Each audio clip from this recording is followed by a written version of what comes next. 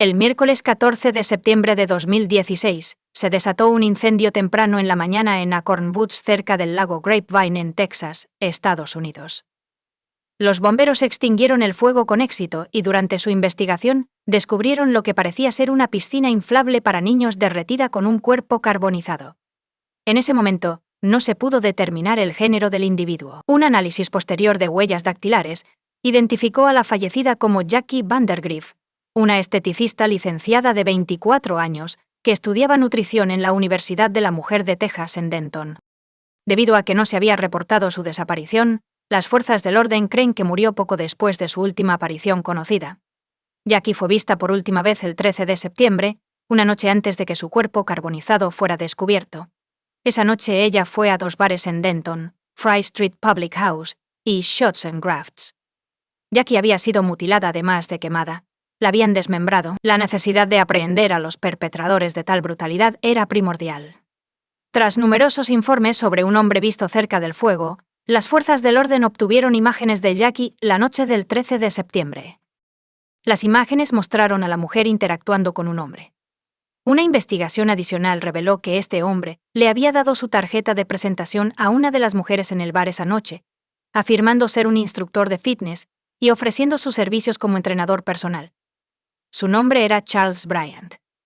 Jackie y Charles solo se habían conocido la noche del 13 de septiembre a través de un encuentro fortuito, según la policía. Jackie había ido al bar con la intención de buscar trabajo y conocer a alguien de Tinder esa noche, pero cambió sus planes. Mientras estaba en el bar, conversó con el barman y Charles, un hombre de 31 años. Eventualmente se unieron a un grupo de mujeres y pasaron tiempo juntos. Los amigos de Jackie la describieron como sociable, interactuando frecuentemente con las personas que conocía durante una noche de fiesta. Charles había estado en el Fry Street Public House desde alrededor de las 7 p.m. esa noche. Había estado con amigos antes, pero estaba solo en el bar cuando Jackie llegó alrededor de las 8 p.m. Le preguntó al bartender sobre oportunidades de trabajo y se quedó un rato, hablando tanto con él como con Charles. Las imágenes obtenidas por la policía desde dentro del bar sugerían que Jackie se estaba divirtiendo. Sorprendentemente, solo 45 minutos después de su llegada, tuiteó: "Me alegra haber decidido dejar Tinder y caminar hasta un bar". Jackie, la bartender, y Charles salieron del bar original alrededor de las 9 p.m. y fueron a otro establecimiento cercano. En el siguiente bar conocieron a un grupo de mujeres que se quedaron durante unos 45 minutos. A medida que el mal tiempo, incluyendo una fuerte lluvia, se instaló, los clientes comenzaron a irse a casa. Jackie luego salió del bar con Charles y se fue a la tienda. Esta fue la última vez que Jackie apareció viva. Charles Bryant tenía un pasado problemático, del cual Jackie no estaba al tanto esa fatídica noche. En las semanas previas a su encuentro, Charles había sido arrestado 3 veces. Su única razón para estar en el área de Denton era Kathleen Mathis, su exnovia. A pesar de vivir a 20 millas de distancia en Athlet. La exnovia de Charles, Kathleen, se había mudado recientemente a Denton para asistir a la Universidad del Norte de Texas y estaba viviendo en el campus.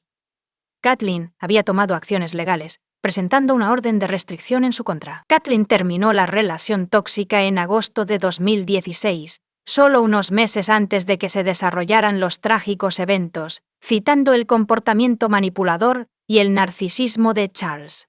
Incluso después de que Kathleen terminó su relación y se mudó a Denton, Charles continuó perturbando su vida. La policía lo detuvo en el campus, lo que resultó en una prohibición. Después de ceder, siguió intentando comunicarse con Kathleen. A pesar de la prohibición en el campus, se presentó en el restaurante donde ella trabajaba el 31 de agosto, y en la puerta de Kathleen el 6 de septiembre. Kathleen se abstuvo de responder, temiendo por su seguridad, e inmediatamente contactó a la policía. Charles dejó flores y una carta en su puerta, lo que llevó a las autoridades a arrestarlo por allanamiento. Charles pagó una fianza poco después de ser arrestado, lo que aseguró su liberación. Casi de inmediato, se puso en contacto con Kathleen a través de una dirección de correo electrónico recién creada, escribiendo: "Aquí estoy, con el corazón roto y con antecedentes penales por llevarle flores a la chica que amo". En respuesta a estos preocupantes acontecimientos, Kathleen obtuvo una orden de protección de emergencia para protegerse de más acosos y posibles daños. A pesar de los arrestos previos por acoso, Charles continuó intentando contactar a Kathleen después de otro arresto por acoso. Fue liberado bajo fianza 2 días después. El 13 de septiembre, una semana después de su más reciente liberación, Charles regresó a Denton, específicamente al Frey Street Public House, que Kathleen frecuentaba. Aunque las fuerzas del orden estaban al tanto de la problemática historia entre Charles y Kathleen, no había suficiente evidencia que lo vinculara con el asesinato de Jackie. Aunque se determinó que estaba con Jackie la noche de su muerte, se necesitaban más pruebas. La oportunidad de interrogarlo surgió poco después de que se descubriera el cuerpo de Jackie, cuando Charles intentó contactar a Kathleen nuevamente, violando la orden de restricción. Fue llevado para ser interrogado el 18 de septiembre de 2016. En el caso de la muerte de Jackie, la policía ya había recopilado grabaciones de vigilancia, entrevistado a personas que estaban presentes en los bares y rastreado los movimientos de Charles. Su investigación reveló que el 14 de septiembre, a las 4:41 am, Charles fue a Walmart y compró una pala.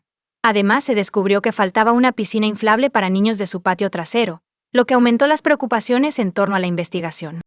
Cuando fue interrogado por la policía, Charles inicialmente afirmó que solo había visto a Jackie en el bar. Sin embargo, a medida que el detective presentó una visión general completa y cronológica de las pruebas, quedó claro que Charles entendía que no podía negar haber estado con Jackie esa noche. Eventualmente, admitió que Jackie murió accidentalmente mientras estaban juntos, durante un encuentro sexual consensuado pero poco convencional. Charles le dijo al detective que después de salir del bar, Jackie le pidió que le ahorcara con una brida. A pesar de tener una brida en su vehículo, la policía cuestionó su historia, lo que llevó a cargos de asesinato y manipulación o fabricación de pruebas físicas en su contra. La fiscalía afirmó que Charles y Jackie se conocieron esa noche, fueron a un segundo bar y luego regresaron a su casa.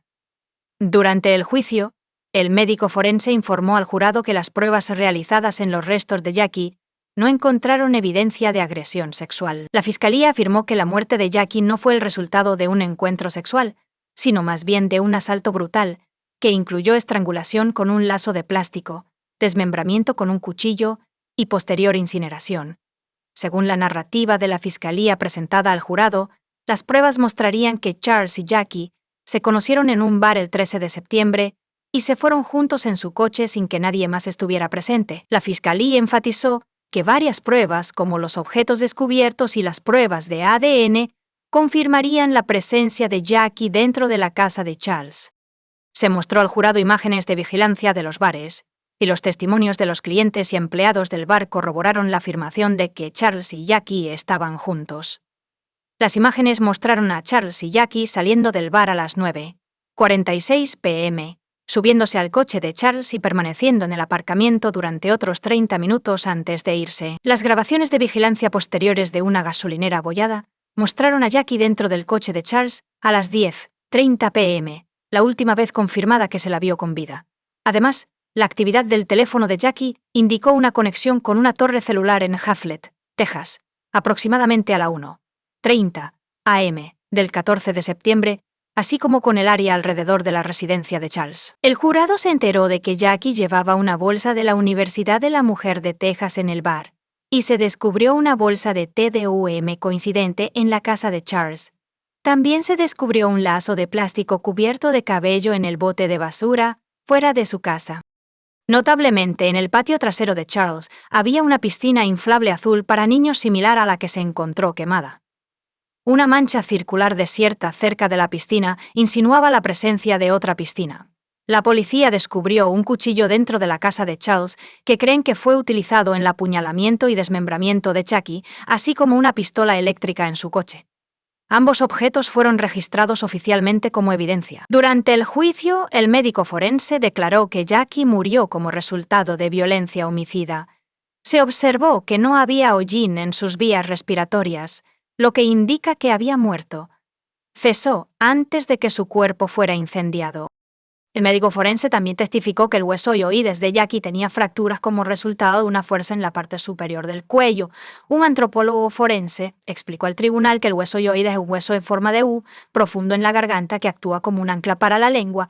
El antropólogo forense testificó que Jackie tenía un hueso oioides roto y costillas fracturadas. Las lesiones se encontraron más probablemente ocurridas cerca del momento de la muerte y no estaban relacionadas con la desmembración.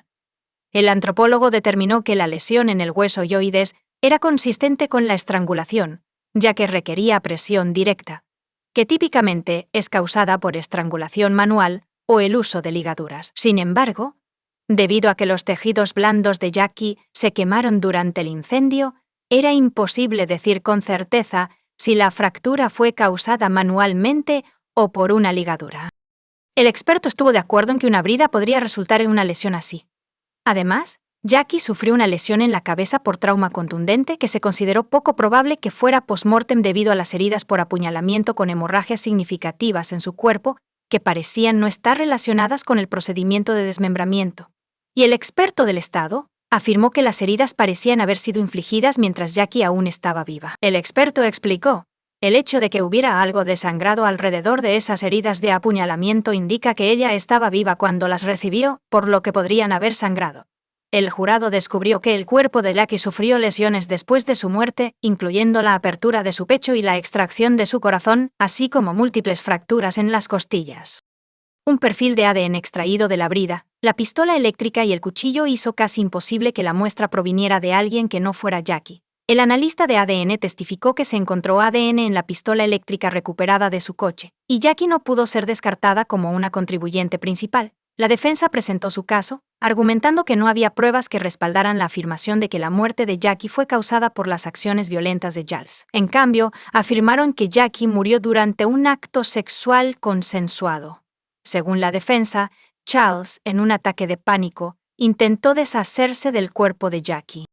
Durante el juicio, los testigos de la defensa discutieron el concepto de asfixia erótica, afirmando que aquellos que participan en tales actividades obtienen placer al privar a sus cerebros de oxígeno.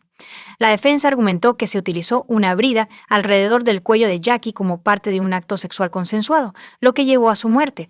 Según su relato, el cuerpo de Jackie se volvió flácido, lo que hizo que Charles se asustara. La defensa argumentó que la posterior desmembración y quema del cuerpo fueron acciones impulsivas y caóticas, motivadas por el pánico y la intoxicación.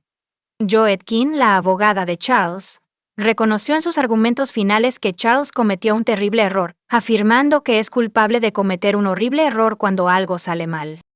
No había razón para que un chico guapo matara a esa chica guapa. En contraste, las declaraciones finales de la fiscalía cuestionaron la narrativa de la defensa, afirmando que no había evidencia que respaldara la afirmación de que Charles y Jackie habían tenido actividad sexual. Desestimaron el argumento de la defensa de que el pánico de Charles es ilógico, enfatizando la gravedad de sus acciones. La defensa afirma que se asustó, pero sus propios expertos determinaron que fue violencia homicida. ¿Por qué cortar el corazón? ¿Cuál es el significado de deshacerse del cuerpo?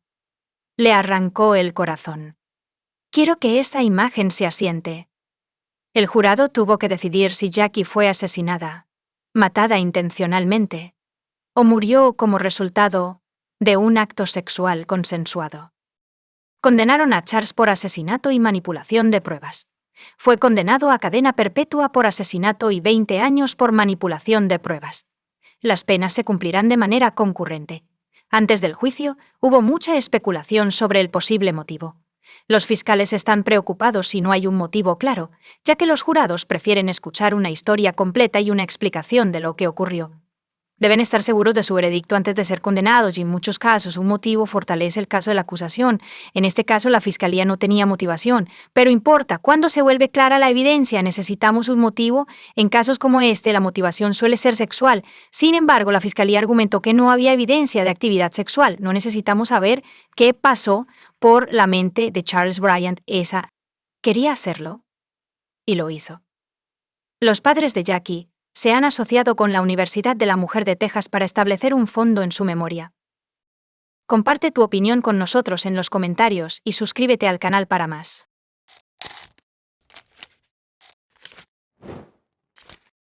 En la noche del 31 de enero de 2019, Libby Squire, una estudiante de filosofía de 21 años de la Universidad de Hull y East Yorkshire, en Inglaterra, se unió a sus amigos para una noche de fiesta en casa a regañadientes. No quería decepcionar a sus amigos, aunque tenía una clase temprano a la mañana siguiente. Libby se quedó en una vivienda compartida cerca de la universidad. Libby habló con su novio, James P., durante toda la tarde. El último mensaje de texto que recibió de ella fue a las 10:30 p.m. Al día siguiente, el 1 de febrero, los amigos y familiares de James Libby intentaron pero no lograron comunicarse con ella. Fueron a su casa solo para descubrir que no estaba allí. Las fuerzas del orden entrevistaron a los amigos de Libby y descubrieron que ella no había estado con ellos cuando salieron del club esa noche. Según sus amigos, Libby fue rechazada en el club nocturno Wellion Hall porque la seguridad sospechaba que estaba intoxicada. Para garantizar su seguridad, sus amigos llamaron a un taxi para llevarla de regreso a su casa en Wellesley Avenue. Tras la investigación, la policía realizó una búsqueda en la zona, lo que resultó en el descubrimiento de las llaves de la casa de Libby en el jardín de un vecino. Las autoridades recopilaron imágenes de las cámaras de seguridad de la zona e interrogaron a numerosos testigos. Determinaron que Libby había llegado a casa en taxi, pero cuando salió, caminó por la calle sin entrar a su casa. Basándose en las grabaciones de CCTV y en los testimonios de los testigos, la policía estaba siguiendo una pista específica en la desaparición de Libby y estaban seguros de haber identificado a la persona responsable. A pesar de su conocimiento sobre el individuo involucrado, no tenían idea de dónde estaba Libby. 7 semanas después de su desaparición, Pavel Relovich, de 26 años, descubrió su cuerpo en la desembocadura del Humber, entre Spurn Point y Grimsby, y fue arrestado posteriormente. Fue interrogado unos días después de que Libby fuera reportada como desaparecida, pero fue liberado. Pavel, originario de Polonia, vivía en North Yorkshire, con su esposa y sus 2 hijos pequeños, y trabajaba como carnicero para Caro Foods, en Malt. Le dijo a la policía que vio a Libby llorando en la calle, y le ofreció llevarla a casa. Afirmó haberla dejado cerca de unos campos de juego porque estaba enferma. Esta fue la última vez que la vio. Les dijo a los policías que no tenía nada que ocultar, solo revisen las cámaras. La policía examinó las grabaciones de vigilancia y lo acusó de violación y asesinato. Powell se declaró no culpable de los cargos en su contra. Según la fiscalía, Libby llegó a casa esa fatídica noche en un estado muy vulnerable. El clima estaba amargamente frío, y ella se encontraba sola e intoxicada, habiendo dejado accidentalmente las llaves de su casa en el jardín de su vecino. El fiscal enfatizó ante el tribunal que Libby probablemente estaba experimentando hipotermia y angustia en ese momento. Ella estaba llorando después de perder las llaves de su casa, y seguía cayéndose al suelo mientras intentaba caminar. Libby fue confrontada por varios testigos que la vieron en apuros esa noche. Durante el juicio, los jurados escucharon a varios testigos que vieron o interactuaron con Libby después de que el taxi la dejara fuera de su casa. El tribunal fue informado de que un estudiante llamado Jorge Thompson vio a Libby salir del taxi y describió cómo se cayó de cara al suelo. Permaneció en el suelo durante unos 10 segundos y luchó por caminar, tropezando por todas partes. Los estudiantes vecinos de Libby tenían derecho, y Emma Howe se encontró con ella después de que salió del taxi. Escucharon su llanto y sollozos fuera de su casa y la invitaron a entrar. Sin embargo, Libby decidió no testificar contra Roland Jacobs, y Alan Jones reveló que detuvieron su coche de camino a casa después de un partido de dardos cuando notaron a Libby en el suelo. Se acercaron a ella, preocupados por su bienestar, y ofrecieron ayudarla. Roland mencionó que Libby murmuraba, lo que hacía difícil entender sus palabras. Una vez le pidió que se acostara con ella, y cuando le pidió un abrazo, él se negó, lo que la llevó a usar un lenguaje ofensivo. A pesar de pasar unos 10 minutos intentando ayudarla, se sintieron impotentes y finalmente se fueron. Lorna Allen describió ver a Libby tirada en el suelo, llorando y gritando cerca de una parada de autobús justo antes de la medianoche del 31 de enero. Lorna describió a Libby como balbuceando, hablando sola y pareciendo muy ebria. Durante el juicio, se informó al tribunal que mientras Libby vagaba por las calles angustiada, Pavel estaba conduciendo por la zona buscando una oportunidad. La fiscalía afirmó que Pavel vio a Libby justo después de la medianoche. Se mostró al jurado imágenes de CCTV obtenidas por la policía, que mostraban al Vauxhall Astra plateado de Pavel conduciendo en patrones circulares en ocasiones. La fiscalía afirmó que Pavel estaba conduciendo esa noche buscando una víctima para espiar y satisfacer sus deseos. El jurado conoció la historia de Pavel, que incluía varios robos con motivación sexual en los meses previos a la desaparición de Libby, durante los cuales guardaba los objetos robados como trofeos. Cuando la policía lo arrestó por el asesinato de Libby, descubrieron ropa interior y juguetes íntimos robados a mujeres. Descubrieron una bolsa en su coche que contenía estos artículos, así como fotografías de mujeres jóvenes. Cuando se le preguntó sobre la bolsa, Powell inicialmente afirmó no saber nada, antes de admitir que se había olvidado de ella y que no tenía idea de dónde había venido ni cuánto tiempo había estado allí. Según el testimonio en el tribunal, en el año previo a la desaparición de Libby, Powell se expuso a mujeres en público y miraba a través de las ventanas. Se informó al jurado que un estudiante tuvo una experiencia aterradora cuando vio el rostro de un hombre asomándose por su ventana mientras se vestía. El rostro del hombre estaba a solo unos centímetros de la ventana, lo que la aterrorizó. Reconoció a este individuo como alguien con poder. Otra mujer dijo que vio a Powell en su ventana, observándola durante un momento íntimo con su novio. Cuando sus compañeros de casa regresaron más tarde esa noche, descubrieron un anticonceptivo usado colgando en la puerta principal, junto con ropa interior femenina en el buzón. Otra víctima descubrió un anticonceptivo sin envolver y un par de bragas de mujer junto al juguete de su hijo. Durante el juicio, la científica forense Nicola Taylor testificó que el ADN y fluidos corporales de Powell fueron encontrados en la ropa interior de la mujer. Ella le dijo al jurado que este hallazgo implicaba contacto íntimo con la ropa interior, posiblemente indicando que Powell las había advertido. Según las pruebas de la fiscalía, Libby entró en el coche de Powell después de la medianoche y fue llevada a los campos de juego de Oak Road. Aunque las imágenes de las cámaras de seguridad captaron a Libby subiendo al coche, no había más grabaciones disponibles una vez que llegó a los campos de juego. La fiscalía afirmó que Powell agredió sexualmente a Libby antes de matarla o dejarla morir en las frías aguas del río Hall. Creen que el cuerpo de Libby luego se deslizó hacia el mar desde ese lugar, para reforzar su afirmación de que Libby fue agredida sexualmente en los campos de juego. La fiscalía citó a Sam y lo ofreció como testigo. Sam, que vive cerca de los campos de juego, testificó que escuchó los gritos desesperados de una mujer provenientes de la dirección del río. Según los documentos judiciales, más tarde se vio un hombre emergiendo de la oscuridad y huyendo de la escena. La fiscalía afirmó que la mujer que gritaba era Libby y el hombre que huía era Powell. Notablemente, Libby no fue vista en ninguna grabación adicional de CCTV después de los campos de juego. La acusación también afirmó que Powell tenía rasguños visibles en la cara que fueron infligidos por Libby mientras luchaba por su vida. La fiscalía resumió su caso, diciéndole al jurado que las pruebas respaldaban la conclusión de que Libby fue violada por un hombre cuya única motivación para entrar en contacto con ella esa noche era llevarla lejos de la seguridad a un área remota bien conocida por él y someterla a sus incontrolables impulsos sexuales. La fiscalía enfrenta dificultades para determinar la causa exacta de la muerte de Libby. Como se enfatizó durante el juicio, el doctor Matthew Lyle, médico forense, testificó que no se pudo determinar de manera concluyente la causa de la muerte de Libby. Su cuerpo había estado sumergido en agua durante casi 2 meses, lo que hacía imposible determinar si todavía estaba viva o muerta cuando entró al agua debido a la descomposición. Notablemente, se encontró un moretón evidente en el interior de su muslo derecho. Un examen más detallado reveló laceraciones en el interior de su labio superior, lo que indica un trauma contundente. Se descubrieron pequeñas hemorragias alrededor de su boca, lo que el tribunal fue informado que podría indicar un apretón o compresión del cuello o de la boca. Sin embargo, también se afirmó que estas laceraciones podrían haber ocurrido en el agua o en vida, cerca del momento de la muerte. El doctor Lyle declaró que podría haber habido lesiones adicionales en su cuerpo, pero no podemos verlas. El tribunal escuchó testimonios sobre 3 posibles causas de muerte de Libby: hipotermia, ahogamiento y asfixia. En términos de hipotermia, el Dr. Lisdell explicó al tribunal que en un entorno comunitario, la muerte por hipertermia puede ocurrir si una persona está vestida de manera inadecuada, su ropa se moja o consume alcohol. Las pruebas de toxicología revelaron que Libby tenía 198 bebidas por cada 100 y podría haber estado enferma de sangre, superando el límite legal de conducción de 80 microgramos. El Dr. Liss no pudo atribuir de manera definitiva la muerte de Libby a la hipotermia, pero no pudo descartarla. El Dr. Liss declaró que establecer el ahogamiento como causa de muerte puede ser difícil, especialmente en casos donde no se es testigo de primera mano.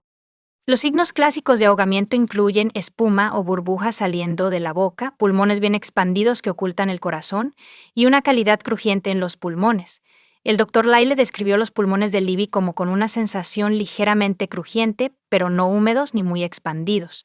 Además, no apareció espuma por la boca. Como resultado, el Dr. Lyle no pudo afirmar de manera definitiva que la causa de la muerte de Libby fuera el ahogamiento.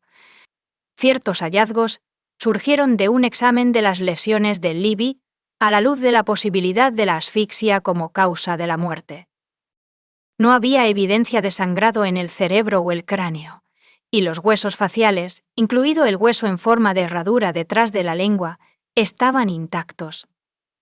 Las lesiones, como las abrasiones en la frente, la nariz y los párpados de Libby, se determinaron consistentes con el movimiento del cuerpo post-mortem y el agua. El Dr. Lisle testificó que no había pequeñas punciones de sangrado en los ojos o en la superficie interna de los labios, lo que podría indicar una interrupción física como la asfixia o la estrangulación. Sin embargo, su ausencia no descartó la asfixia porque tales indicadores tienden a desvanecerse rápidamente, particularmente después de la muerte. En conclusión, la hipotermia, el ahogamiento y la asfixia fueron considerados posibles causas de muerte, pero la verdadera causa permaneció desconocida. Los hisopos del interior del cuerpo de Libby también contenían células de fluido seminal que coincidían con el perfil de ADN de Pavel, según el tribunal. Durante el juicio, el tribunal escuchó el testimonio de personas cercanas a Pavel que proporcionaron información potencialmente incriminatoria.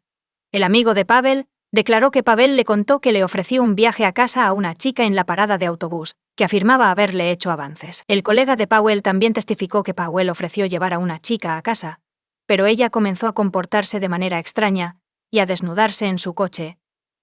Powell supuestamente le indicó que se fuera. Otra prueba provino del vecino de Paul, quien habló en nombre de la acusación. Afirmó haber visto a Powell limpiando los espejos de su coche en la tarde del 1 de febrero, describiéndolo como inusual para un día tan frío. El profesor Charles Diggin proporcionó testimonio experto esa noche, afirmando que la capacidad de Libby para defenderse habría sido limitada. Explicó al jurado que el consumo de alcohol de Libby habría causado manos entumecidas y coordinación deteriorada, haciéndola inestable en sus pies y propensa a la fatiga.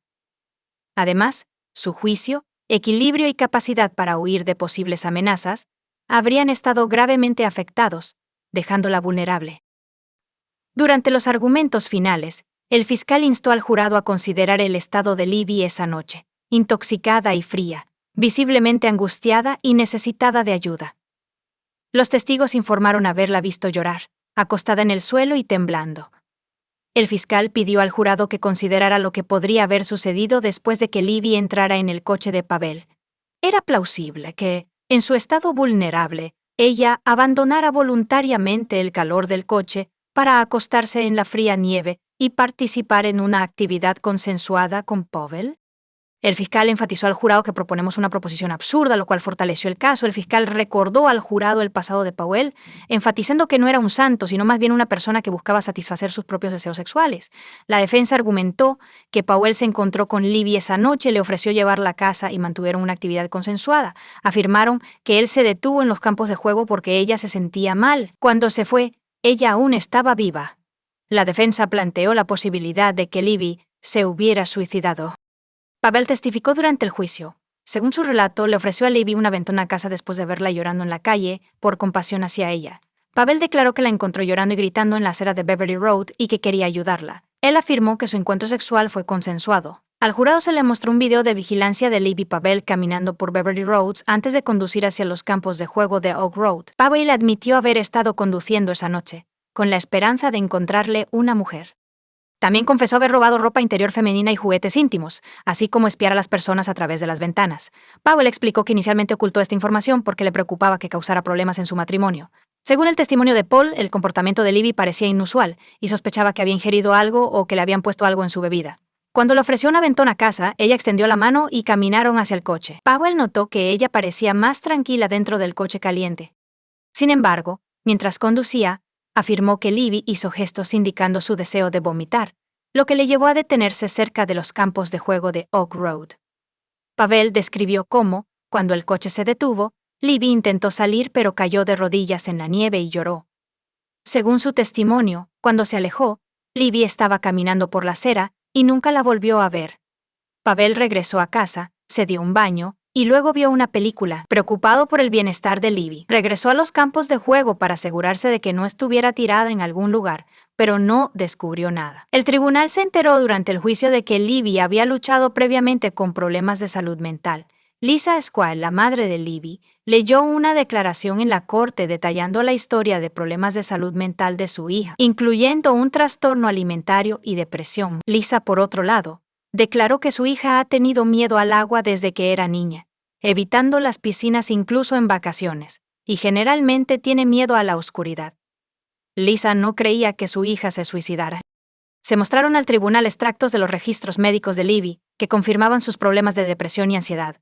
También se reveló que Libby había investigado varios métodos de suicidio y había considerado el suicidio, incluyendo la posibilidad de lanzarse a un río. Incluso el propio equipo legal de Pavel describió su comportamiento anterior como grosero y aterrador.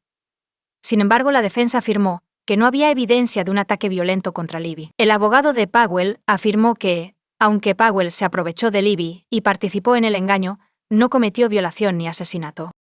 La defensa sugirió que Libby podría haberse suicidado al caer al río. En su declaración final, el abogado instó al jurado a considerar si las mentiras de Pavel podrían tener una explicación inocente, afirmando que incluso aquellos que no son culpables pueden mentir. Reconoció que Pavel no debería haber dejado a Libby sola esa noche dada su condición, pero especuló que Pavel podría haber mentido sobre haberla encontrado para proteger a su familia.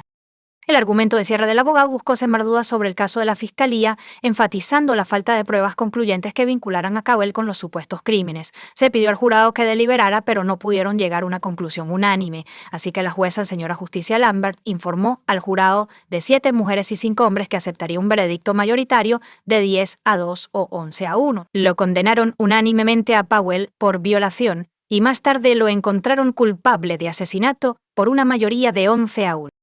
Lisa Squire, la madre de Libby, dijo que no hay palabras para describir la agonía de vivir sin ella. No solo he perdido a mi primer hijo, con quien compartía un vínculo especial, sino que también he perdido la oportunidad de ser abuela de sus hijos. Saber que en la última hora de Libby, ella me necesitaba y yo no estuve allí para ella me atormentará por el resto de mi vida. Por lo que le pasó a Libby esa noche. Ahora existo en 2 mundos.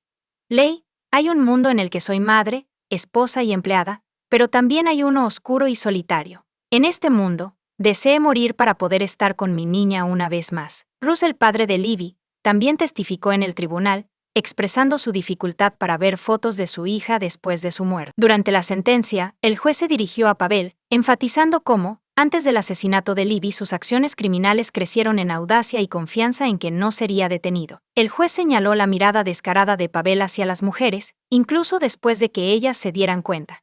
El juez estaba seguro de que la intención de Pavel era ocultar el cuerpo de Libby, con la esperanza de que fuera llevado al mar y nunca descubierto. Pavel recibió una sentencia mínima de 27 años por asesinato y 18 años adicionales por violación. Comparte tu opinión con nosotros en los comentarios y suscríbete al canal para más.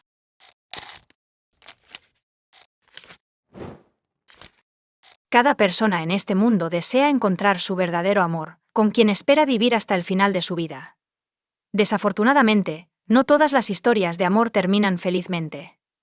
La hija menor de Karen y Gordon Anderson, Hailey Anderson, nació en Westbury.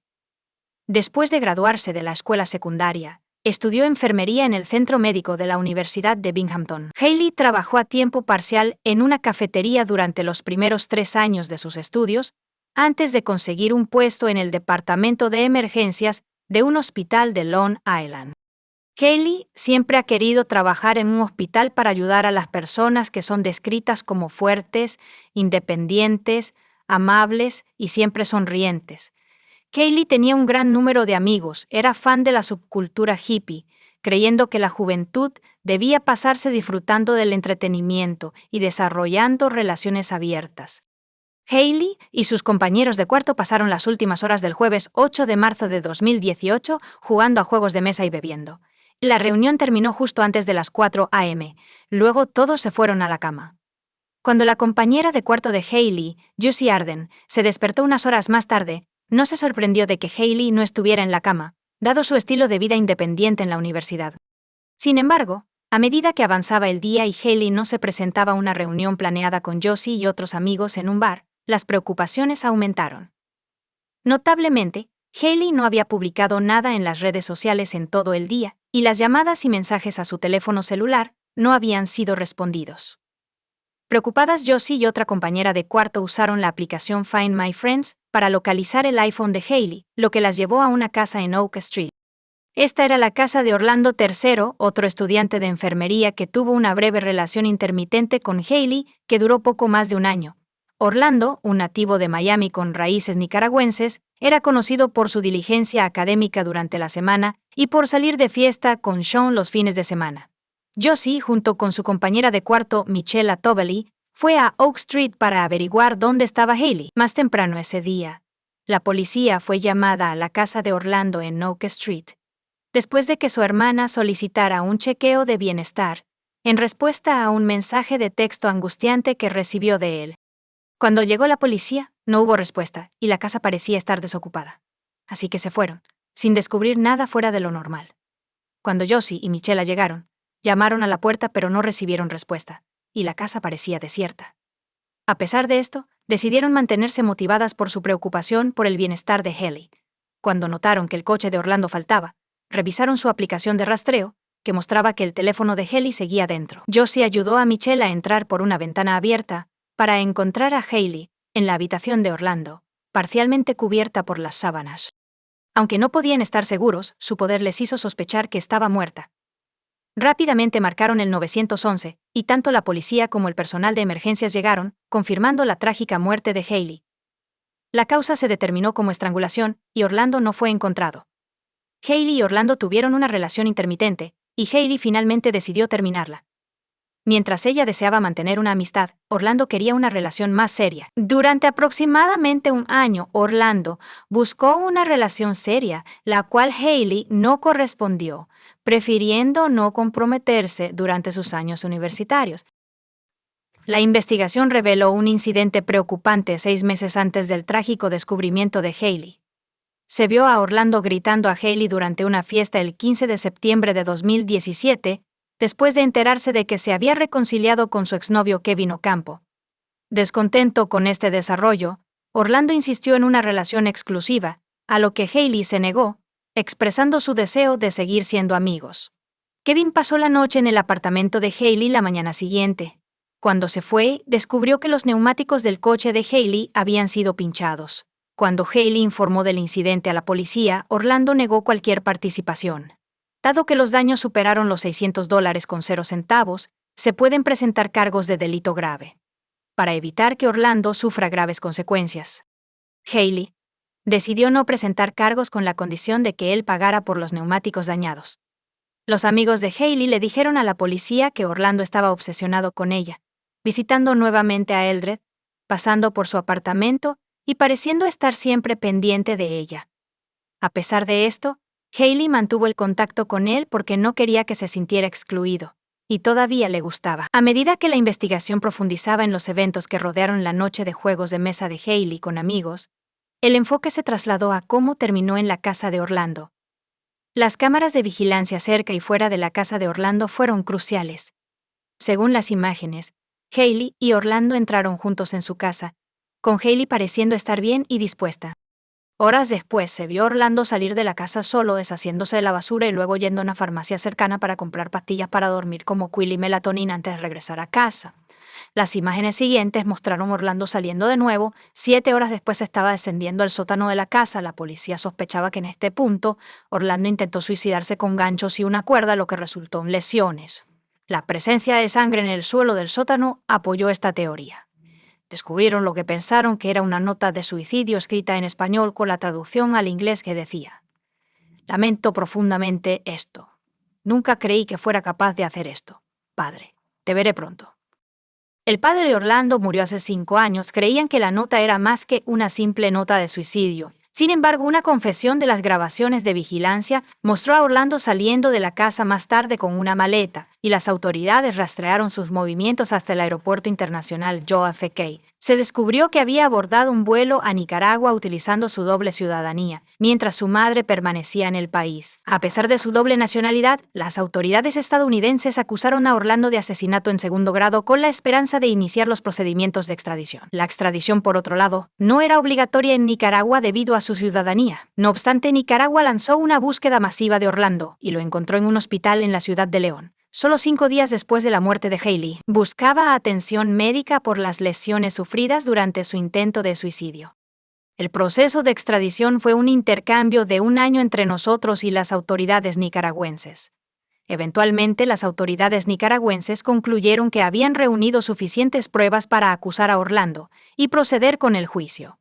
Contrario a las expectativas de Estados Unidos, el juicio tendría lugar en Nicaragua, con cargos que diferían de los de Estados Unidos. Orlando fue acusado de feminicidio, un crimen de odio en Nicaragua que implica el asesinato de una mujer debido a su género y su relación previa con el perpetrador. Las diferencias también eran evidentes en los procedimientos judiciales. En Nicaragua no había jurado. En su lugar, un juez escuchaba los argumentos tanto de la acusación como de la defensa antes de tomar una decisión. Además, Orlando no estaba obligado a presentar una declaración. Según el caso de la fiscalía, Hailey entró voluntariamente en la casa de Orlando, y él la estranguló hasta matarla poco después, posiblemente mientras ella dormía. La fiscalía argumentó que la obsesión de Orlando con Hailey había alcanzado un nivel peligroso, y que si él no podía tenerla, nadie más debería. Hipotetizaron que Orlando estranguló a Hailey por celos debido a su rechazo a una relación seria.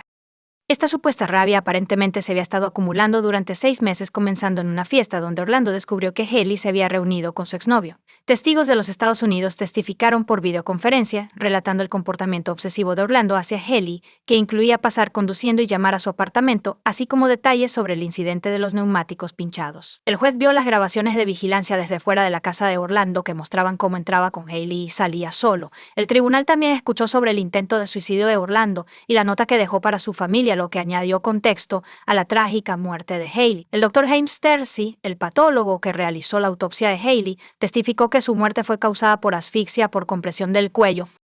El tribunal se enteró de que Hailey fue asfixiada mediante compresión manual del cuello, con un elemento de estrangulación por ligadura visible debido a la implicación del collar que llevaba puesto. Según la fiscalía, Hailey fue asesinada porque se negó a tener una relación con Orlando. Estaba en desacuerdo con la conclusión de la defensa de que Orlando no recordaba lo que había sucedido esa noche. Afirmaron que Orlando estaba temporalmente loco en el momento en que Hailey murió como resultado de su consumo de alcohol. La defensa solo llamó a un testigo, el psiquiatra Dr. Ronald López Aguilar, para testificar sobre la salud mental de Orlando. El Dr. López Aguilar informó al tribunal que Orlando afirmó no recordar el asesinato. Orlando afirmó que había bebido mucho esa noche y se despertó encontrando a Hailey muerta, sin saber lo que había sucedido. El psiquiatra también le dijo al tribunal que era imposible conocer el estado mental de Orlando en el momento del asesinato. Sin embargo, en términos de su estado mental actual, el Dr. López Aguilar afirmó que no había problemas discernibles. La defensa argumentó que Orlando, quien no es conocido por la violencia, podría haber sido provocado, lo que complica nuestra comprensión de los eventos que llevaron a la trágica muerte de Hailey. Después de una deliberación de 90 minutos, la jueza Fabiola Betancourt emitió un veredicto declarando culpable a Orlando.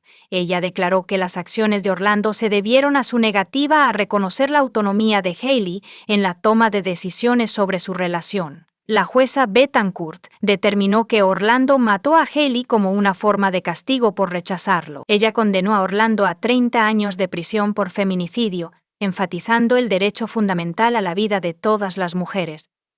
El fiscal del condado de Broome, Steve Cornwell, quien ha seguido de cerca el caso, destacó la colaboración sin precedentes entre 2 gobiernos y agencias de aplicación de la ley. A pesar de las preocupaciones iniciales, las autoridades estadounidenses estaban complacidas con la seriedad del juicio, enfatizando que no era un mero espectáculo, sino un verdadero procedimiento legal. Orlando decidió apelar su condena, que fue escuchada por 3 magistrados nicaragüenses. La defensa argumentó que Orlando estaba borracho y temporalmente loco en el momento de su asesinato. Sin embargo, solicitaron una nueva evaluación psiquiátrica para la apelación, prefiriendo un psiquiatra forense con experiencia en defensas de locura temporal en lugar de un psiquiatra designado por el tribunal, como fue el caso durante el juicio. Durante la apelación, la defensa argumentó que Orlando no debería haber sido acusado de feminicidio, afirmando que si hubiera sido condenado por asesinato en segundo grado en los Estados Unidos, su sentencia habría sido más corta que los 30 años que recibió por feminicidio.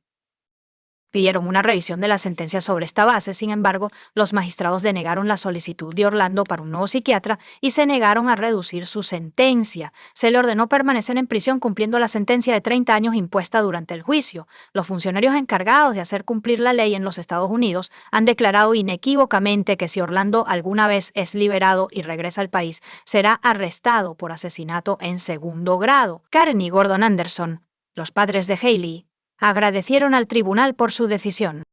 Karen admitió que no había visto ningún remordimiento por parte de Orlando, solo arrepentimiento por no poder reducir su sentencia. Ella declaró que, aunque sentía que 30 años eran insuficientes, apreciaba los esfuerzos del tribunal por condenarlo al máximo de la ley. Gordon dijo que creía que se había hecho justicia y agradeció al sistema judicial nicaragüense. Él enfatizó la importancia de recordar a Hailey como una persona cariñosa. Era una persona vibrante con un entusiasmo por la vida que se dedicaba a difundir felicidad y amor. Comparte tu opinión con nosotros en los comentarios y suscríbete al canal para más contenido.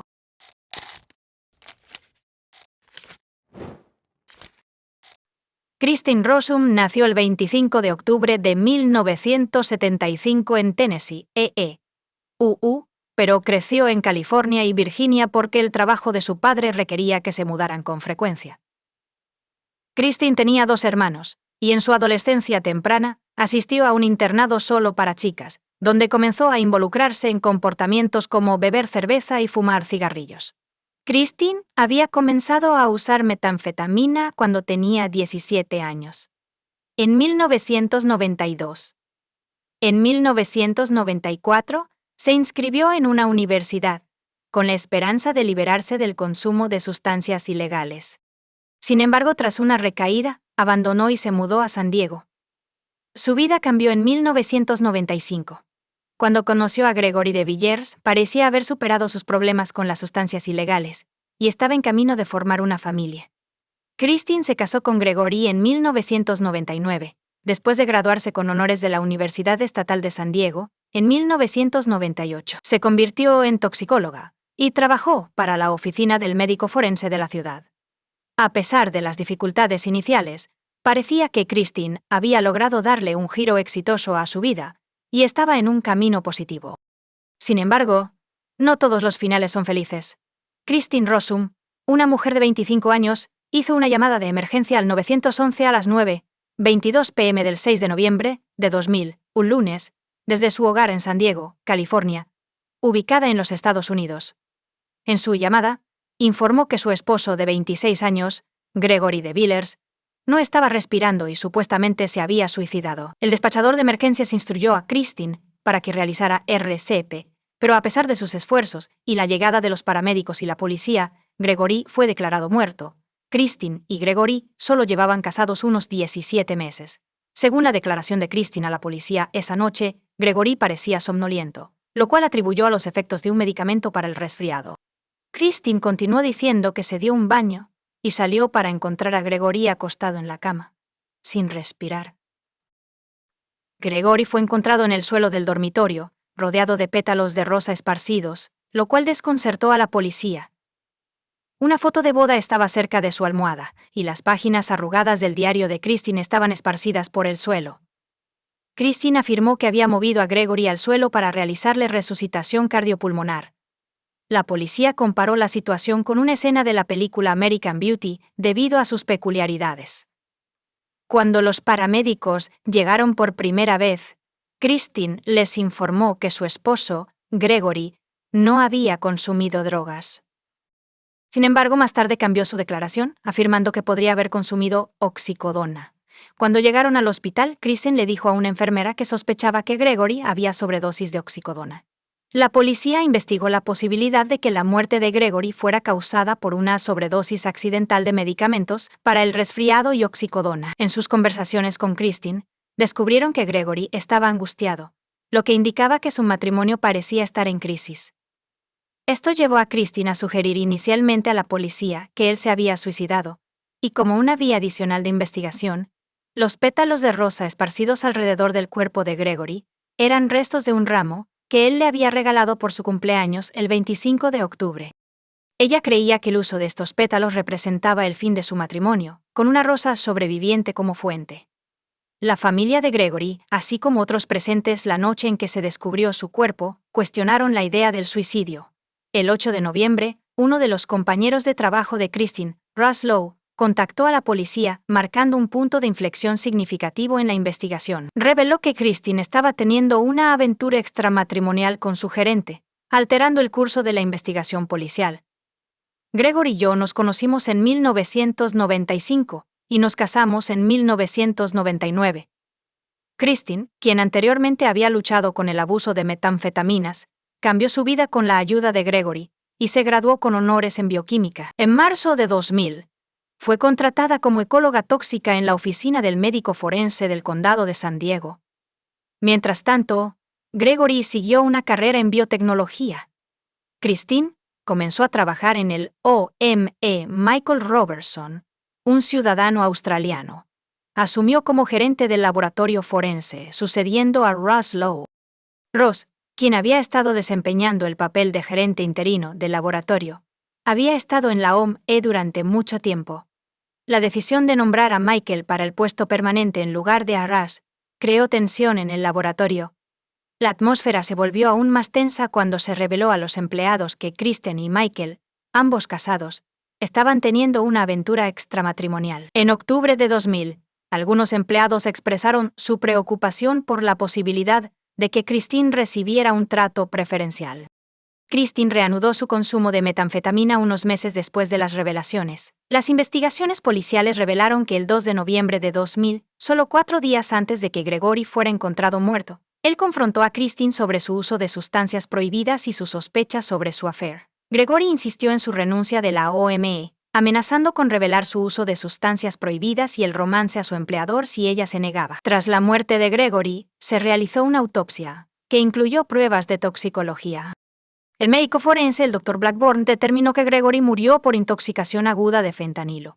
Los resultados de la toxicología mostraron que las muestras de la autopsia de Gregory contenían niveles extremadamente altos de fentanilo, así como cantidades menores de clonazepam y trazas de oxicodona. Cuando se le preguntó sobre la fuente del fentanilo, Christine afirmó no saber. Sin embargo, la policía sabía que Christine tenía acceso al fentanilo como toxicóloga. La policía especuló que Christine podría haber administrado secretamente el fentanilo a Gregory, lo que resultó en su envenenamiento. Desarrollaron un caso basado en pruebas médicas y toxicológicas. Christine fue acusada de asesinato en primer grado y se declaró no culpable. Durante el juicio, los padres de Christine, Ralph Rossum y Claremont McKenna, hipotecaron su casa para asegurar su fianza de $1.250.000 con 0 centavos. Sin embargo, su compromiso financiero les impidió contratar a un abogado privado. Como resultado, el tribunal designó un defensor público para representar a Christine, y la fiscalía alegó que Christine asesinó a Gregory porque él amenazó con revelar su uso de sustancias ilegales y su relación con Michael Robertson a su empleador. La fiscalía afirma que Christine envenenó a Gregory con fentanilo, un potente opiáceo sintético que es 80 veces más fuerte que la morfina. Especularon que ella pudo haber intentado inicialmente hacerle daño con clonazepam, pero cuando eso falló, recurrió al fentanilo. La fiscalía también afirmó que Christine simuló el suicidio en el dormitorio, arrancando páginas de su diario y colocando estratégicamente pedales y una foto de boda alrededor del cuerpo de Gregory. El tribunal se enteró de que Christine, quien tiene un título en bioquímica, supuestamente utilizó su conocimiento de sustancias prohibidas y química para llevar a cabo el envenenamiento. La fiscalía afirmó que Christine intentó persuadir a sus colegas en la oficina del médico forense donde trabajaba de que la muerte de Gregory fue un suicidio. Sin embargo, debido a un conflicto de intereses, el caso fue transferido a otro laboratorio para realizar las pruebas de toxicología, ya que la oficina del médico forense es normalmente responsable de determinar la causa de la muerte en casos. La fiscalía describió las actividades de Christine el 6 de noviembre al jurado. Informó al empleador de Gregory sobre su ausencia y luego se fue a trabajar. Sus compañeros de trabajo informaron que la vieron llorando en la oficina de Michael aproximadamente una hora después de llegar al trabajo alrededor de las 9 a.m. El administrador del complejo de apartamentos donde Christine y Gregory vivían testificó que ella regresó a su apartamento a las 12:10 p.m. Se le vio entrar apresuradamente.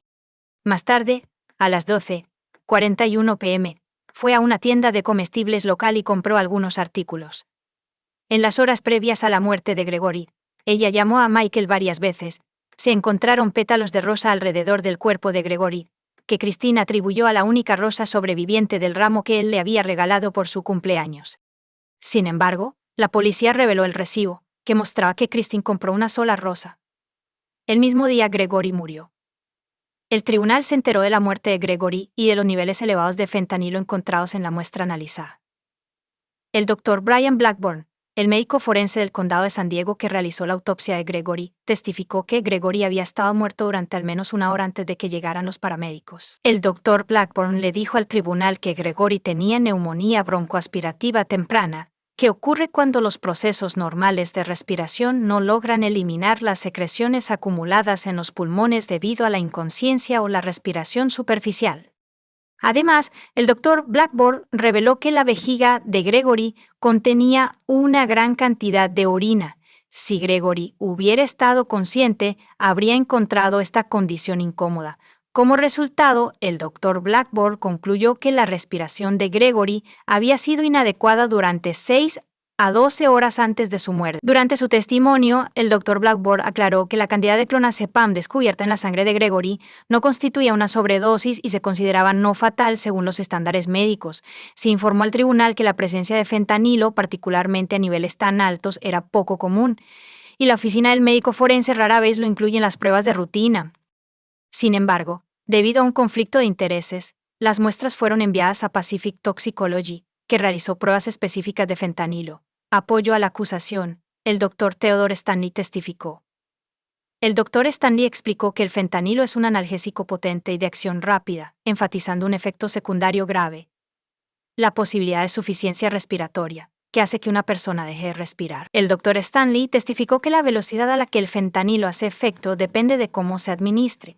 El efecto máximo ocurre aproximadamente 16 horas después de aplicar un parche transdérmico, de 20 a 30 minutos después de la ingestión oral, de 15 a 20 minutos después de la inyección intramuscular y 5 minutos después de la inyección intravenosa. El Dr. Stanley informó al tribunal que el fentanilo típicamente no se administra por vía oral porque el hígado destruye aproximadamente el 65% de él, dejando solo el 35% en el torrente sanguíneo. Sin embargo, cuando se les preguntó cómo la grasa de Neil entró en el cuerpo de Gregory, ni el Dr. Blackburn ni el Dr. Stanley pudieron proporcionar una respuesta definitiva. El Dr. Stanley propuso que los niveles de concentración variables en el sistema de Gregory, combinados con la evidencia de que estaba inconsciente y respirando de manera superficial durante un periodo prolongado de tiempo antes de su muerte, indicaban que el fentanilo pudo haberle sido administrado múltiples veces. La fiscalía, aunque no pudo proporcionar una explicación definitiva de cómo Christine envenenó a Gregory, sugirió que ella pudo haberle aplicado parches de fentanilo en el brazo mientras él dormía. El tribunal fue informado de que, tras la muerte de Gregory y el descubrimiento del uso de fentanilo, la oficina del médico forense realizó una auditoría de sus drogas confiscadas y estándares de drogas.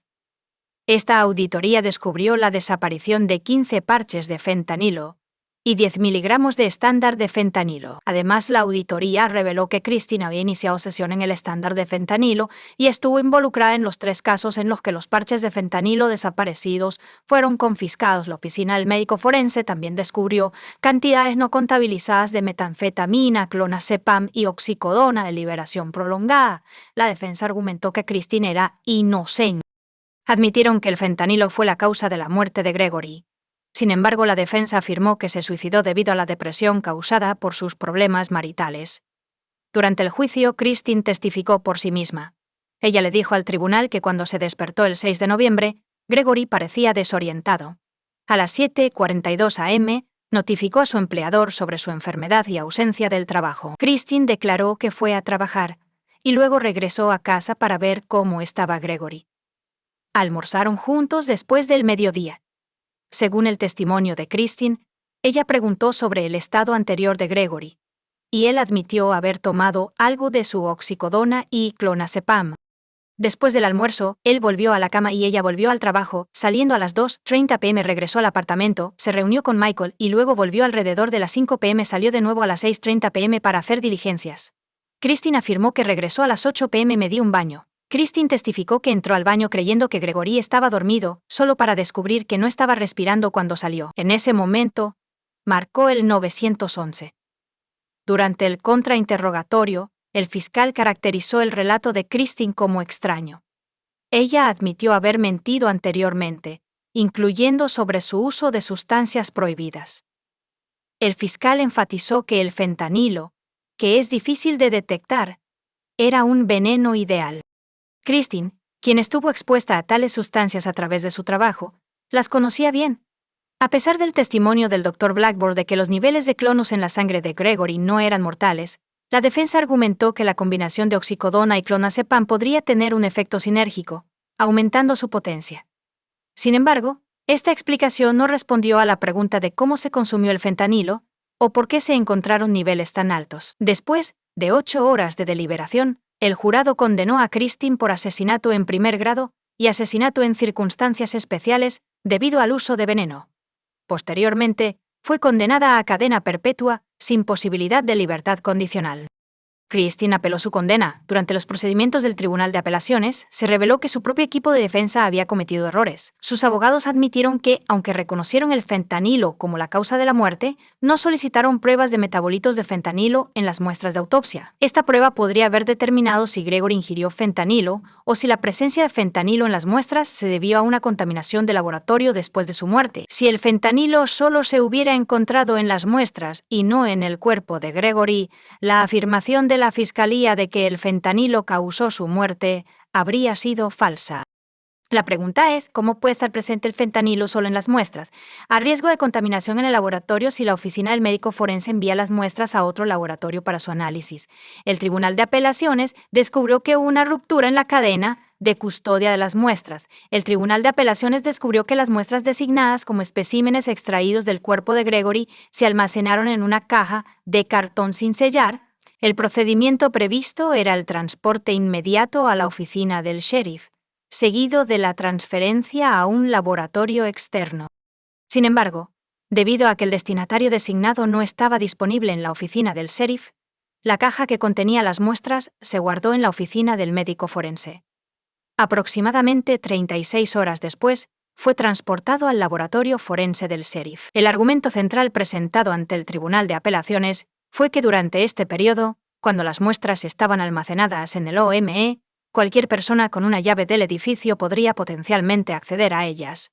Esto planteó la posibilidad de que el fentanilo se hubiera añadido a las muestras póstumamente, lo que pone en duda la teoría de que el fentanilo causó la muerte de Gregory. Christine argumentó que había un motivo para contaminar las muestras y enmarcarla por asesinato, citando relaciones personales y tensiones entre los empleados de OME. Christine cita un incidente del 8 de noviembre de 2000, en el que Michael, uno de los individuos conectados con el OME, supuestamente le dijo a un toxicólogo en el OME que había examinado una muestra del contenido estomacal de Gregory. Los abogados de Christine cometieron un error al no impugnar la afirmación de la Fiscalía de que su esposo murió por una sobredosis de fentanilo, según un panel de 3 jueces del 9º Circuito de Apelaciones de UU. Afirmaron que su equipo legal debería haber probado las muestras de la autopsia en busca de metabolitos de fentanilo en lugar de aceptar la versión de la Fiscalía. Sin embargo, no anularon la condena, sino que devolvieron el caso al Tribunal Federal para una audiencia que determinara si el error de la defensa podría haber cambiado el resultado del juicio. No obstante, tras una decisión posterior de la Corte Suprema de EU, que enfatizaba la deferencia del Tribunal Federal a las decisiones de los tribunales estatales en tales asuntos, el panel de la Corte de Apelaciones se negó a ordenar la audiencia en el caso de Christine. Como resultado, su apelación fue denegada y ella permanece en prisión. Michael Robertson, quien fue identificado como co-conspirador durante el juicio de Christine, regresó a Australia y fundó una firma de consultoría forense. Comparte tu opinión con nosotros en los comentarios y suscríbete al canal para más.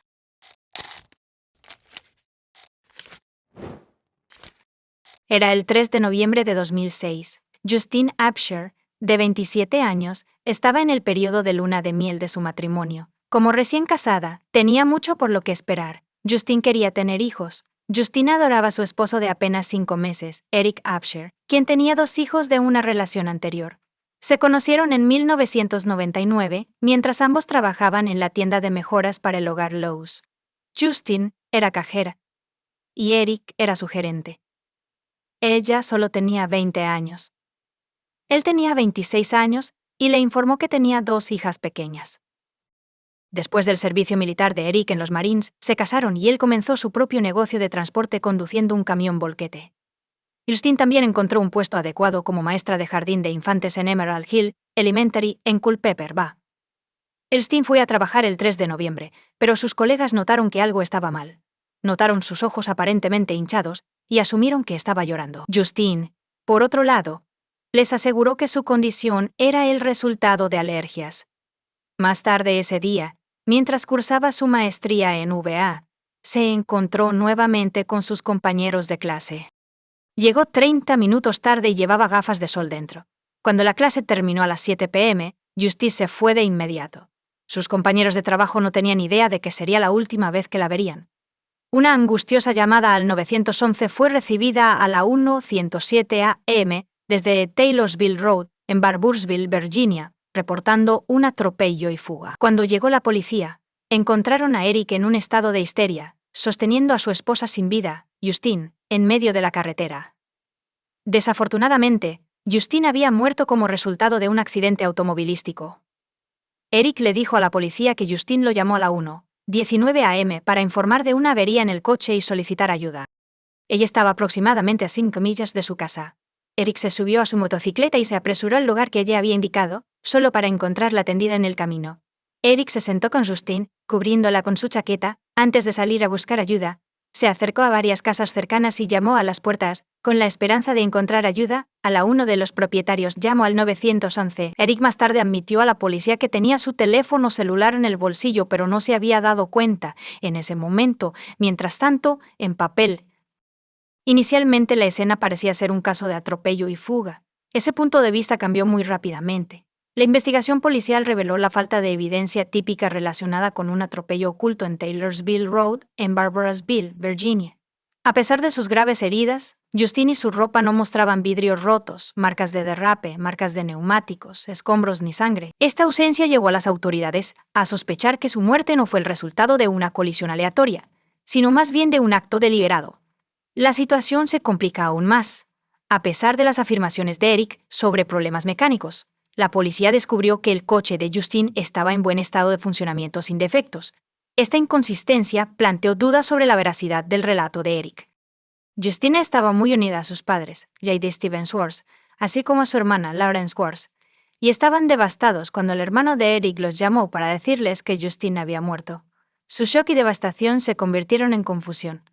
Conocían bien a Justin, tenían miedo a la oscuridad, incluso la describían como temerosa de su propia sombra, por lo que no podían entender por qué elegiría conducir sola por la noche. La perplejidad creció cuando su cuerpo fue descubierto a 600 pies de su coche, que contenía su bolso, abrigo y llaves.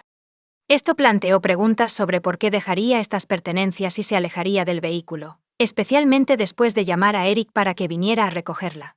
Solo 2 días después del servicio conmemorativo de Justin, ocurrió una revelación importante. La madre de Justin, Heidi, entró en un restaurante y se echó a llorar. Al percibir la angustia de Heidi, un compasivo empleado del restaurante se ofreció a ayudar, lo que llevó a Heidi a contar la desgarradora historia de Justin, la maestra de jardín de infancia que fue atropellada por un coche. A sorpresa de Heidi, la mujer reveló un hecho asombroso: Justin no había muerto en un atropello, la habían asesinado, y su esposo Eric era el principal sospechoso. Resultó que algunas personas creen que Eric estuvo involucrado en la muerte de Justin. Cuando fue interrogado por la policía, Eric dio un relato detallado de la noche, afirmando que todo estaba normal. Según él, Justin regresó a casa después de las 7 p.m., y él llegó poco después. Mencionó que estuvo con Justin un rato antes de recibir una llamada del hospital Martha Jefferson, donde estaba su madre enferma. La llamada trajo la angustiante noticia del deterioro de la salud de su madre. Eric le dijo a la policía que regresó al hospital y permaneció allí hasta las 11:30 p.m. No regresó a casa de inmediato. En su lugar, fue a su unidad de almacenamiento en la Ruta 33 en Rockfordville y guardó su motocicleta. Eric dejó su coche en la unidad de almacenamiento, sacó su motocicleta y salió a dar una vuelta. Les dijo a los policías que quería despejar su mente. Según el relato de Eric, regresó a casa alrededor de las 12:30 a.m., cuando Justine estaba despierta y lista para hablar. Sin embargo, surgió una discusión entre ellos cuando Justine quiso hablar sobre la salud de su madre, tema que Eric dudaba en discutir. Les informó a los policías que sentía la necesidad de estar solo. En respuesta, Justine supuestamente dijo: «Bueno, tal vez yo también necesite estar sola». Según Eric, Justine se fue y se marchó en su Ford Mustang 2002. Justine le dijo a los policías que no estaba preocupado porque esperaba que Justine regresara y estaba viendo televisión con tranquilidad. Su próximo contacto con Justine llegó a la 1:19 a.m., cuando ella lo llamó y estaba enojada. Ella explicó que su coche se había averiado y le pidió que la recogiera, especificando la ubicación exacta. Él declaró que le tomó aproximadamente 10-15 minutos salir de casa después de recibir la llamada de Justine, ya que necesitaba ponerse los zapatos, agarrar su chaqueta, llaves y casco. Eric declaró que la encontró entre la 1:39 a.m. y la 1:44 a.m. La policía encontró sospechoso el relato de Eric, especialmente dado el lugar del crimen y las heridas de Justine. Esto los llevó a realizar una investigación exhaustiva sobre los eventos que rodearon la muerte de Justine. Tomará 4 años, pero la policía eventualmente tendrá suficientes pruebas para acusar a Eric. Fue acusado de asesinato en primer grado de su esposa. La fiscalía alegó que el error cometió el asesinato con la intención de terminar su matrimonio y por motivos económicos. El tribunal fue informado de que Justine había experimentado una transformación significativa en los meses previos al incidente de noviembre. Dejó de reunirse con amigos, ignoró llamadas e incluso rechazó un regalo de flores de inauguración de casa de una amiga, citando la prohibición de Eric de aceptar regalos. La fiscalía afirmó que Justine fue asesinada en otro lugar y luego abandonada en la carretera donde fue descubierta, como parte del plan de fuga de Eric. Su argumento era que esto se hizo para asegurar un pago de $1.500.000 con 0 centavos de dólares en el seguro.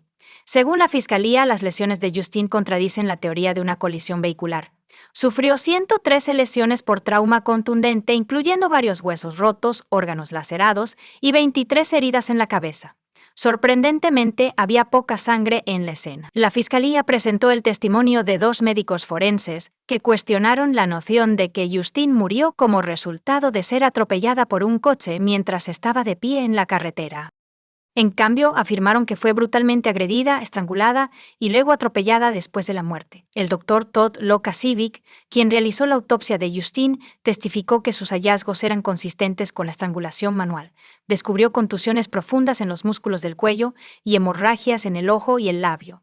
Testificó que Justine había sufrido numerosas lesiones internas graves. Algunas heridas no sangraron, lo que indica que ocurrieron después de la muerte de Justine.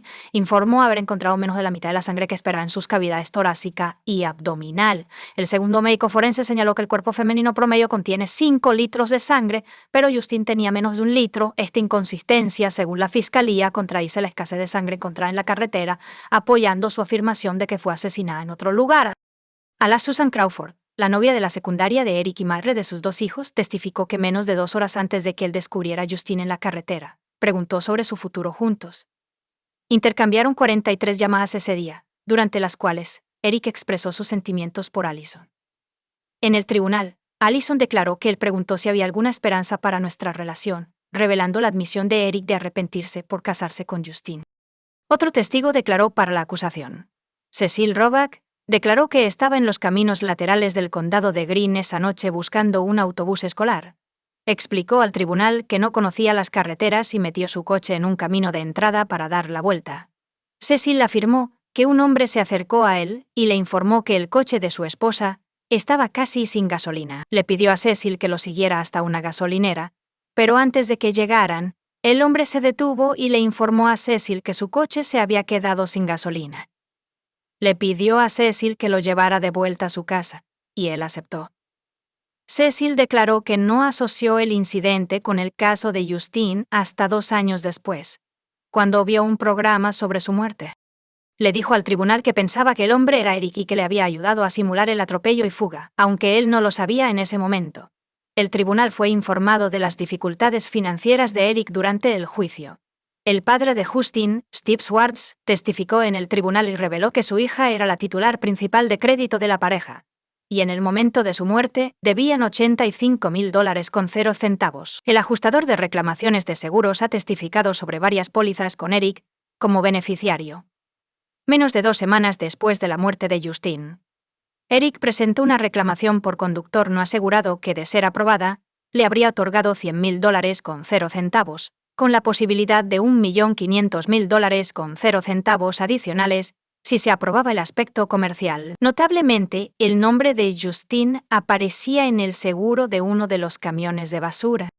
En 2009, Eric se declaró en bancarrota y recibió $330,000 con 0 centavos para pagar sus deudas pendientes. Este contexto financiero enriqueció la comprensión del caso por parte del tribunal. Durante el juicio, se presentaron algunas pruebas en ausencia del jurado, incluyendo alegaciones sobre una supuesta aventura que Eric tuvo un mes antes de su boda y 3 días después de la muerte de Justine. Además, se sugirió que tenía fotos explícitas de una mujer, pero las destruyó para evitar percepciones negativas. La fiscalía afirmó que los registros del teléfono celular de Eric contradicen su afirmación de estar en el hospital Martha Jefferson, alegando que en realidad estaba en casa durante los periodos críticos. Esto, según la fiscalía, le dio suficiente tiempo para cometer el crimen.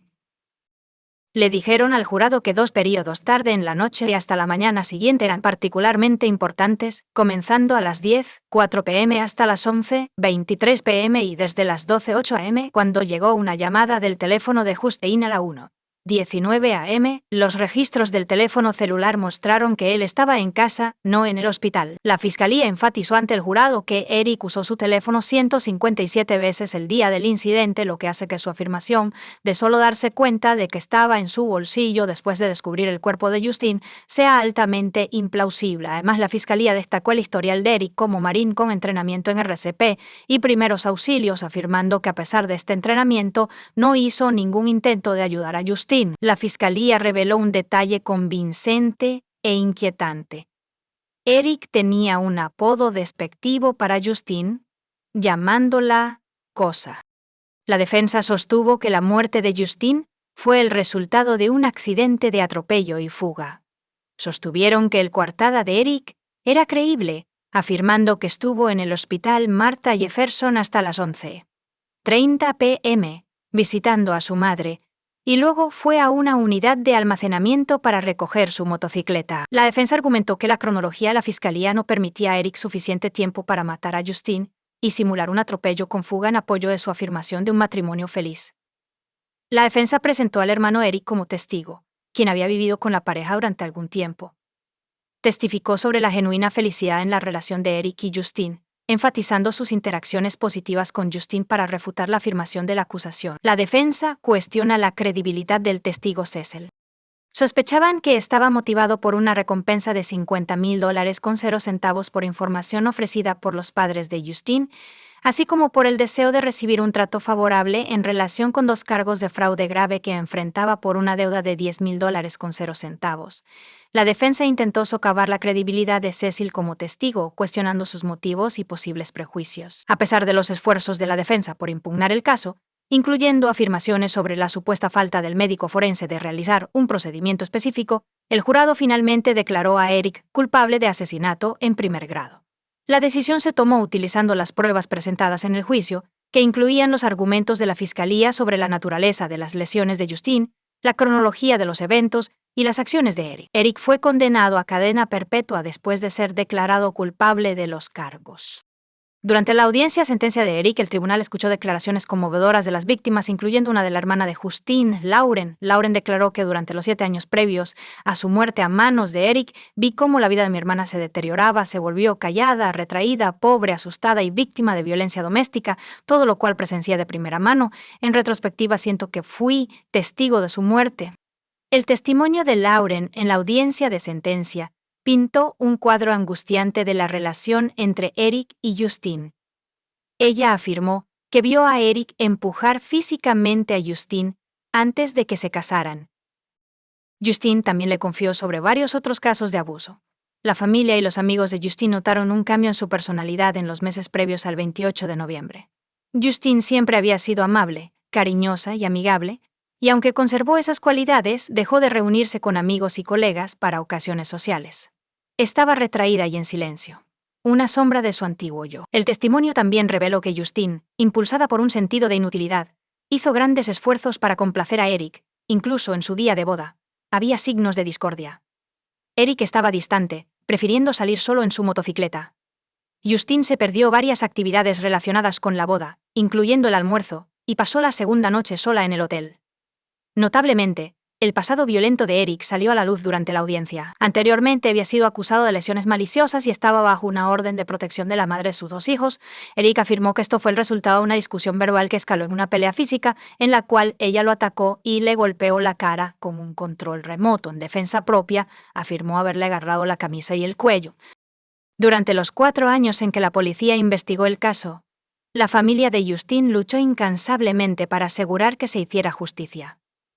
Su padre, Steve Schwartz, declaró que, además de querer que se resuelva el caso de Justine, espera sinceramente que nadie más resulte herido antes de que eso ocurra.